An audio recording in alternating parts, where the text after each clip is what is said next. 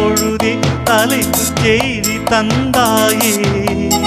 தலைப்பு செய்தி புரியாமல் தவித்தேன், தலைப்பை கையில் தந்தாயே.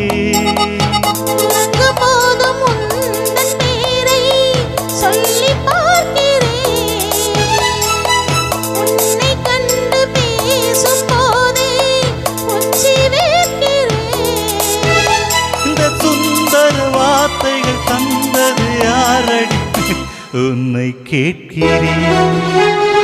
உன்னை தொட்ட தென்றல் என்று என்னை தொட்டு சொன்னதொரு செய்தி. உள்ளுக்குள்ளே ஆசை வைத்து தள்ளி தள்ளி போவதென்ன நீதி.